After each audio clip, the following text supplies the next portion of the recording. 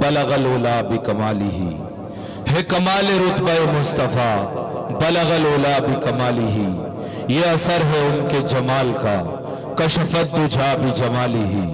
किसी एक अदा की तो बात क्या, हसनत जमी हो खिसालिही। वो खुदा का जिसने पता दिया, सल्लु अलैहि व आलिही सल्लल्लाहु अलैहि वसल्लम। और कुरान कहता है, कुल इन कुंतुम तुहिब्बूनल्लाह फत्तबिऊनी युहब्बुकुमुल्लाह। जनाब हज़रत कारी साहब ने भी वही शेर पढ़ा। अल्लामा इकबाल रहमतुल्लाह अलैह ने इसको कुछ इस तरह बयान किया कि मोहम्मद से वफा तूने तो हम तेरे हैं, कि मोहम्मद से वफा तूने तो हम तेरे हैं। ये जहां चीज है क्या, लोह कलम तेरे हैं। आप थे जनाब कारी मोहम्मद फैजान साहब थे पूरी, जो नातिया कलाम हम सब के सामने पेश कर रहे थे, और आका अलैहिस्सलातु वस्सलाम की तारीफ हम सब लोगों के सामने बयान कर रहे थे। लेकिन कितनी ही तारीफ बयान कर ली जाए, कम रह जाएगी। बिलाखिर मजबूर होकर यही कहना पड़ेगा कि क्या कर सके बयां कोई उनकी शान को, क्या कर सके बयां कोई उनकी शान को। कुरान चूम ले उतर के जिनकी जबान को। और एक शायर ने कुछ यूं कहा कि लोग समझे न थे उसे जब तक, लोग समझे न थे उसे जब तक, सब निशाने उसी की जान पे थे। लोग समझे न थे उसे जब तक, सब निशाने उसी की जान पे थे। उसके सर की बुलंदी का हाल क्या होगा, पांव हुई जिसके आसमान पे थे। तो हम और आप क्या ही बयान करेंगे। आइए मकसद असली की तरफ चलते हैं और एक ऐसी शख्सियत को आप हजरात के हवाले कर देना चाहते हैं जिसके बारे में मेरा ये जाती ख्याल है कि जिस शख्स ने बिजनौर को बहुत कुछ दिया है, और मैं जाती ये समझता हूँ कि इस बिजनौर को और इस बिजनौर के अंदर अगर उलमा और हुफ्फाज का जाल बिछाना है तो एक नहीं कई मुफ्ती महफूज की जरूरत होती है। और मेरी ये दुआ है कि इस बिजनौर के अंदर जिस शख्स ने जितना काम किया है, दिल से दुआ निकलती है कि अल्लाह इस शख्सियत को दिन दोगुनी रात चौगुनी तरक्की अता करे। आप भी कहिए आमीन। मेरी मुराद है अदीब बाकमाल जनाब हजरत मौलाना मुफ्ती महफूजुर रहमान साहब, जो निहायत चमकता हुआ सितारा है जिला बिजनौर का, प्राउड है हमारे बिजनौर का, फख्र है हमारे बिजनौर का। मैं इस तमहीद के साथ माइक हजरत के हवाले कर रहा हूं कि सुना है बोले तो बातों से फूल झड़ते हैं, सुना है बोले तो बातों से फूल झड़ते हैं। ये बात है तो चलो बात करके देखते हैं। हजरत मौलाना मुफ्ती महफूजुर रहमान साहब। अल्हम्दुलिल्लाह नहमदुहु व नस्तईनुहु व नस्तगफिरुहु व नशहदु अन ला इलाहा इल्लल्लाह वहदहु ला शरीका लह व नशहदु अन्न सय्यदना व सनदना व हबीबना व मौलाना मुहम्मदन अब्दुहु व रसूलुहु। अऊज़ु बिल्लाहि मिनश शैतानिर रजीम। बिस्मिल्लाहिर रहमानिर रहीम। इन्ना नहनु नज़्ज़लना ज़िक्र व इन्ना लहु लहाफ़िज़ून। सदक़ल्लाहुल अज़ीम।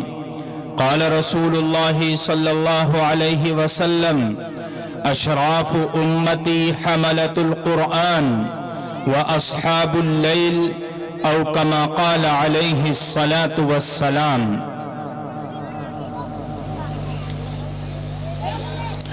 मेरे भाई, क़ब्ल इसके के कुरान करीम के ताल्लुक़ से कोई बात हो, बेहतर यह है कि जो हमारे भाई खड़े हैं वो बराए मेहरबानी बैठ जाए। ये इस प्रोग्राम और इस निस्बत पर कायम होने वाले प्रोग्राम के एहतराम के सरासर खिलाफ है। आप तशरीफ़ लाए हैं तो बैठ जाए, और अगर देखने के इरादे से आए हैं तो बाहर दूर से देख लें, सामने खड़े होकर पिंडाल में इस तरह ना खड़े हों।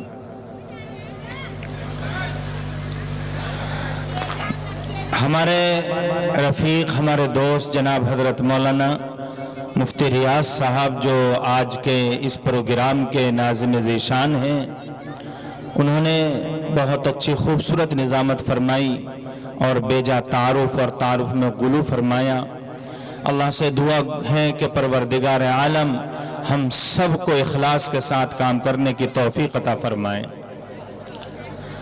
آپ کو بتا دے کہ ہمارے درمیان دارالعلوم دیوبند، دارالعلوم وقف سے دو عظیم شخصیتیں تشریف لائی ہیں۔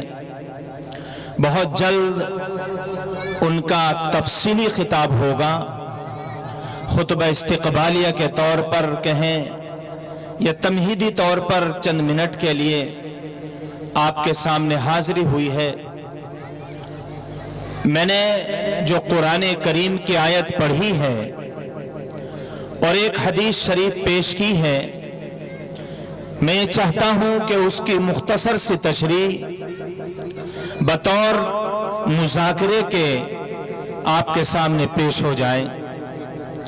مسلمانوں، ہندوستان نہیں پوری دنیا کے حالات آپ کے سب کے سامنے ہیں۔ ہر وہ آدمی جو اس زمین پر چلتا ہے، عقل و شعور رکھتا ہے، چاہے وہ جوان ہو یا بوڑھا، گھر کے اندر رہنے والا ہو یا باہر، اس وقت دنیا کے حالات کسی سے بھی پوشیدہ نہیں ہیں۔ چاہے وہ مشرق سے لے کر مغرب تک، جنوب سے لے کر شمال تک، ہر آدمی اس خبر پر اپنے کان دھرے ہوئے ہیں کہ مسلمانوں کے خلاف کسی نہ کسی طریقے سے جو ہتھ کنڈے استعمال کیے جاتے ہیں، کیے جا رہے ہیں، وہ خبر ہر آدمی کے کان میں سننے کو ملتی ہے۔ حالات ایسے گناگفتہ بھی ہیں کہ ان حالات پر تبصرہ کرنا، ان حالات پر روشنی ڈالنا، یہ وقت کی نزاکت نہیں ہے۔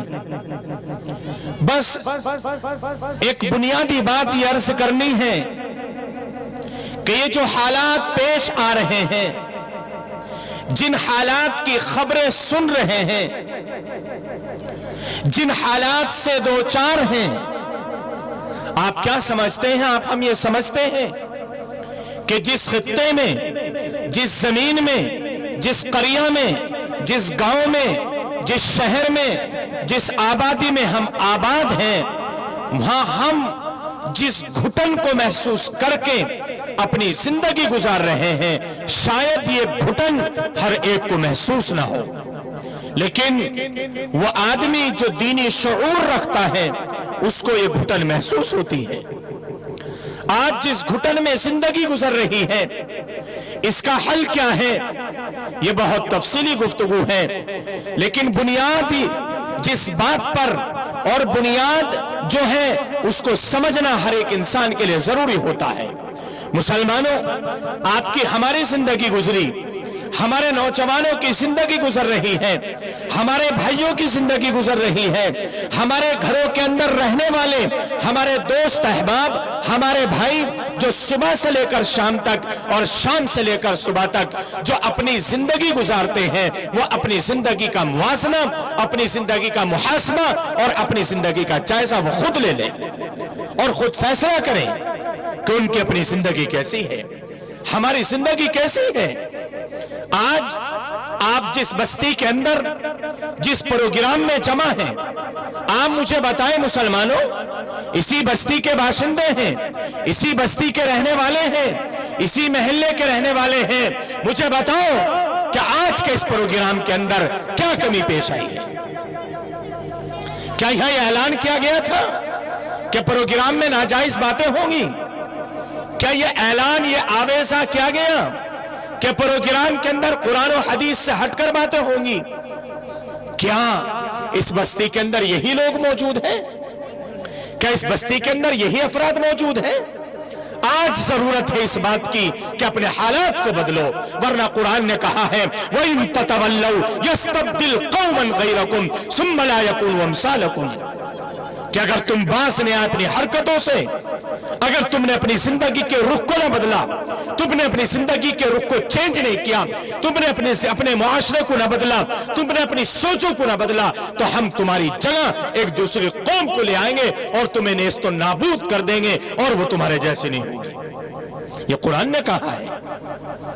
آج حالات ہے، ہر ایک موبائل پر اپنے موبائل کی اسکرین پر فلسطین کے حالات دیکھ رہا ہے، ہر ایک آدمی ان بچوں کو دیکھ رہا ہے، ان معصوم بچیوں کو دیکھ رہا ہے کہ ایک صاحب اولاد ان کے فوٹوز دیکھ کر، ان کی ویڈیوز دیکھ کر اس کا کلیجہ منہ کا جاتا ہے۔ ماں پڑی ہے، 2 بچے بلک رہے ہیں، ماں پڑی ہے، بچے ماں کے ساتھ میں زخمی حالت میں پڑے ہوئے ہیں۔ مسلمانوں یہ حالات ہیں، اور آج آپ اور ہم اپنی خوشیوں میں مگن ہیں۔ فلسطین کے حالات دیکھے، اسرائیل کی ظلم و بربریت دیکھی۔ آپ مجھے بتاؤ ہماری زندگی کے اندر کیا تبدیلی آئی؟ جو شادیاں ہوتی تھی ان شادیوں میں کوئی تبدیلی نہیں، کھڑے ہو کر جانوروں کی طرح کھانا کھلایا جانے کا نظام پہلے بھی تھا، لاک ڈاؤن سے پہلے تھا۔ لوگوں نے سوچا لاک ڈاؤن کے بعد نظام بدلے گا، نہیں بدلا۔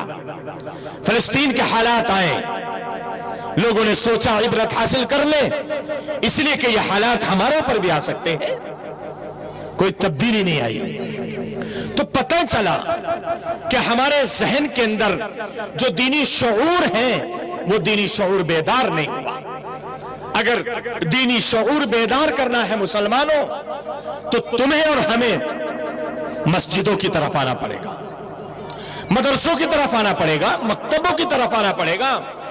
ہم بالکل پوری ذمہ داری کے ساتھ کہتے ہیں، بالکل یعنی ہمیں کہتے ہوئے ذرہ برابر ہچکچاہٹ نہیں ہے، اور نہ جذبات میں کہتے ہیں، خدا کی قسم کھا کر کہتے ہیں کہ حالات کی تبدیلی اگر چاہتے ہو، اگر آپ یہ چاہتے ہیں حالات بدل جائیں، آپ یہ چاہتے ہیں معاشرہ بدل جائے، آپ یہ چاہتے ہیں دینی ماحول پیدا ہو جائے، آپ یہ چاہتے ہیں قرآن و حدیث کا ماحول پیدا ہو جائے، آپ یہ چاہتے ہیں کہ آپ کی یہ نسل قرآن و حدیث کے مطابق چلے، آپ یہ چاہتے ہیں کہ آپ کے گھر کے اندر معاشرے میں تبدیلی پیدا ہو جائے، آپ کے خانگی حالات میں تبدیلی پیدا ہو جائے، تو مسلمانوں بڑوں کو مسجدوں میں جانا ہوگا اور اپنے معصوم بچوں کو قرآن کی تعلیم دینا ہوگا، تو حالات بدلیں گے، ورنہ حالات نہیں بدل سکتے۔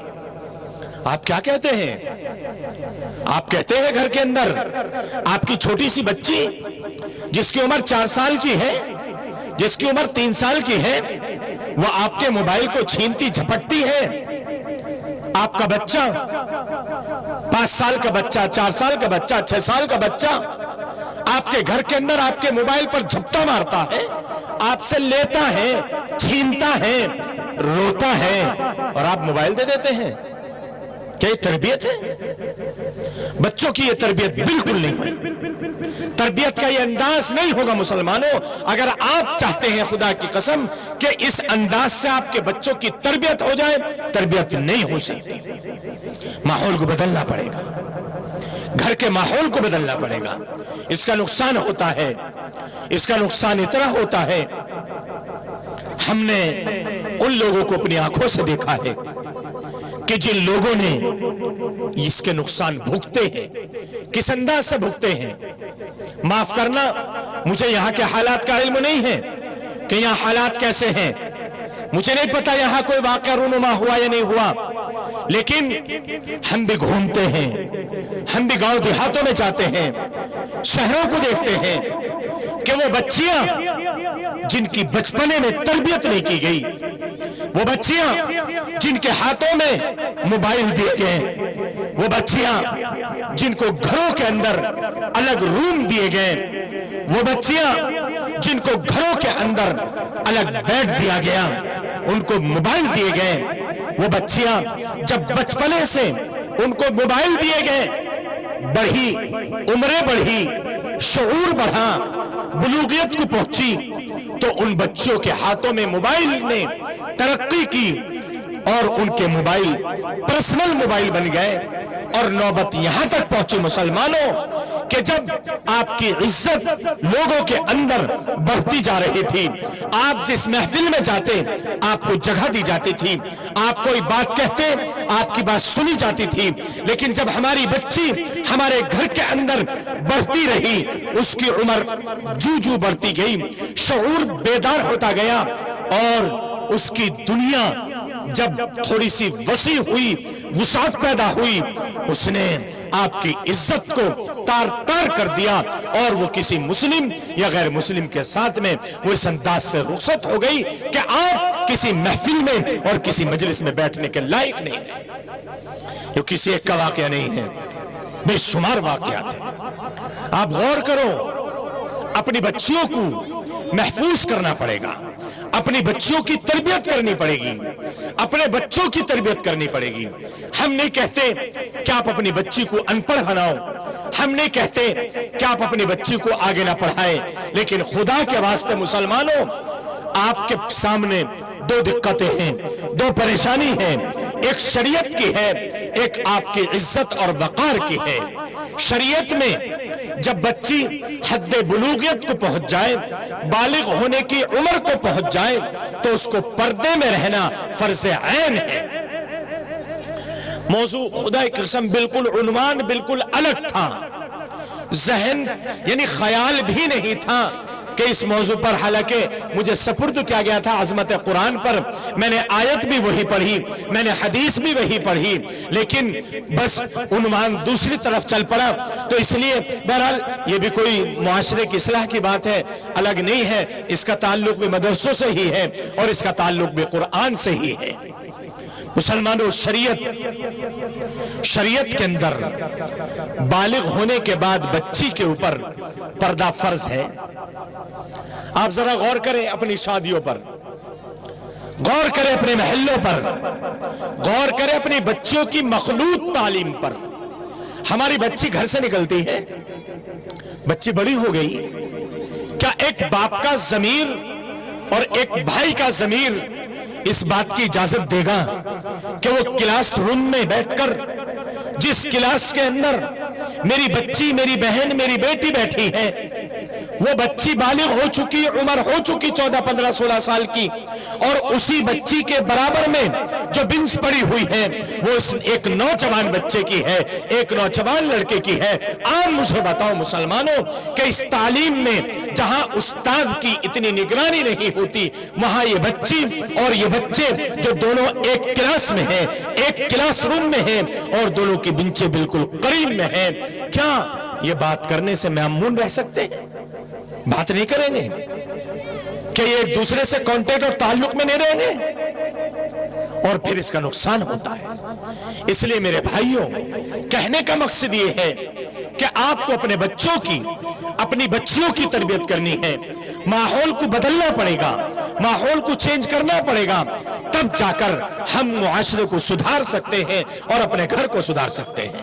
میں نے قرآن کریم کی آیت پڑھی، قرآن کریم کے اندر اللہ تبارک و تعالیٰ نے ایک مضمون ذکر کیا اور ارشاد فرمایا، اے لوگوں، تمہاری رہنمائی، تمہاری تربیت، تمہاری زندگی، تمہارا معاشرہ اگر بچ سکتا ہے گندگی سے، اگر مغربیت سے محفوظ رہ سکتا ہے، تو وہ صرف قرآن کریم کے پڑھنے پڑھانے سے محفوظ رہ سکتا ہے۔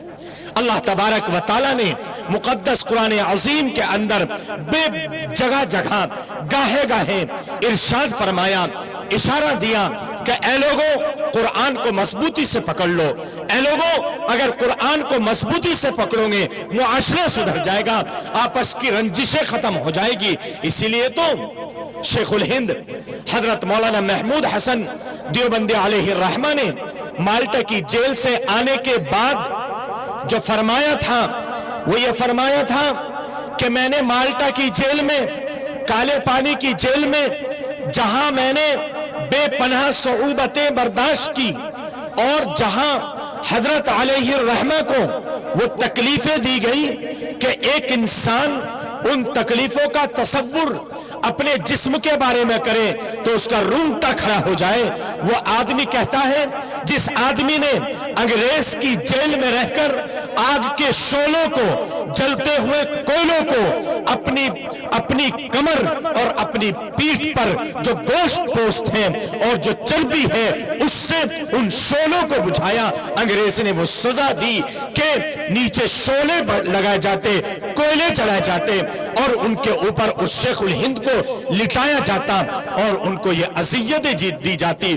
اس جیل سے آنے کے بعد انہوں نے کہا کہ میں نے مالٹا کی جیل میں اس امت کے، مسلمان قوم کے ترقی نہ کرنے اور پستی میں جانے کے جو راز دیکھے وہ دو راز ہیں۔ نمبر ایک، مسلمانوں کا آپسی اختلاف، مسلمانوں کا آپسی اختلاف۔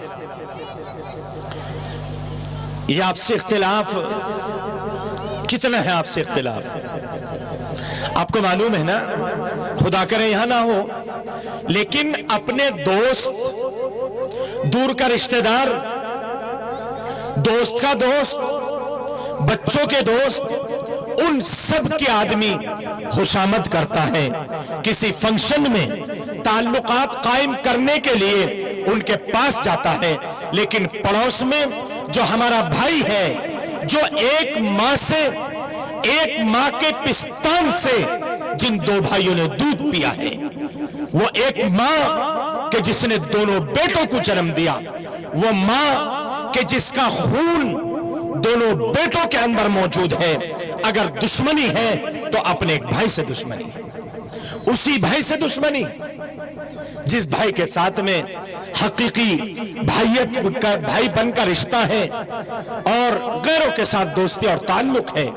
مسلمانوں، ایک وجہ انہوں نے یہ بتائی اور دوسری وجہ حضرت نے فرمائی، دوسری وجہ ہے قرآن کریم کی تعلیم سے دوری۔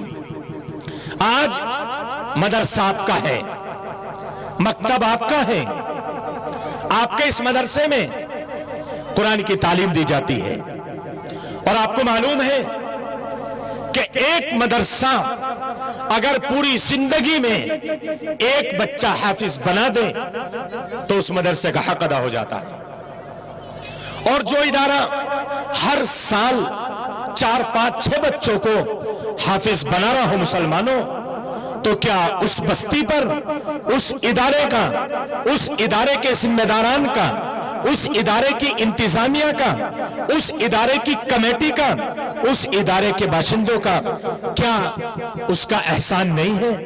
یقیناً بے شمار احسان ہے۔ اللہ کے رسول صلی اللہ علیہ وسلم نے فرمایا، اشراف امتی حملت القرآن، کہ اے لوگوں، اے مسلمانوں، میری امت کے اگر تمہیں باعزت لوگ تلاش کرنے ہو، تم اگر یہ چاہو کہ میں اپنی امت کے باعزت لوگوں کو دیکھوں، اس کا اندازہ لگاؤں، اس کو جانچوں، تو اللہ کے رسول صلی اللہ علیہ وسلم نے فرمایا کہ میری امت کے باعزت لوگوں کو جانچنے کا جو معیار ہے، جو کسوٹی ہے، وہ تمہارے جانچنے کا پیمانہ نہیں ہے، بلکہ جانچنے کا جو پیمانہ ہے وہ پیمانہ ہے جس کو رسول اللہ صلی اللہ علیہ وسلم نے متعین فرمایا ہے۔ آپ کا پیمانہ تو یہ ہے کہ باعزت گاؤں ہے تو گاؤں کا پردھان، شہر ہے تو شہر کا chairman, M L A, M P, ودھایک، یہ معزز اور باعزت لوگ ہیں، لیکن ہم کہتے ہیں مسلمانوں، باعزت لوگ وہ ہیں جن کو قرآن نے، جن کو حدیث نے، جس کو رسول اللہ صلی اللہ علیہ وسلم نے باعزت بنایا۔ میں اس حدیث کا ترجمہ کرتا ہوں۔ اللہ کے رسول صلی اللہ علیہ وسلم نے فرمایا، میری امت کے باعزت لوگ، میری امت کے بہترین افراد، میری امت کے جو شرف، یعنی اصحاب شرف جو بتایا قرآن کریم نے، اللہ کے رسول صلی اللہ علیہ وسلم نے، وہ فرمایا کون ہے؟ 2 قسم کے لوگ، اشراف امتی، میری امت کے باعزت لوگ کون ہیں؟ فرمایا 2، نمبر 1 حملت القرآن، حافظ قرآن۔ اللہ کے رسول صلی اللہ علیہ وسلم نے ایک موقع پر ارشاد فرمایا کہ میں تمہیں بتاؤں، تم میں کچھ لوگ بہت اچھے لوگ ہیں۔ صحابہ کو تجسس ہوا، صحابہ نے چاہا کہ کون لوگ ہیں وہ؟ آقا علیہ السلام سے صحابہ نے معلوم کیا، یا رسول اللہ وہ لوگ کون ہیں؟ آقا علیہ السلام نے فرمایا قرآن کو حفظ کرنے والے۔ تو آقا علیہ السلام نے فرمایا میری امت کے باعزت لوگ، نمبر 1 قرآن کریم کے حافظ، قرآن کریم کو پڑھنے والے، اور نمبر 2 تہجد پڑھنے والے، اصحاب اللیل، راتوں کو اٹھ کر اللہ کے سامنے گڑ گڑانے والے، یہ میری امت کے باعزت لوگ ہیں۔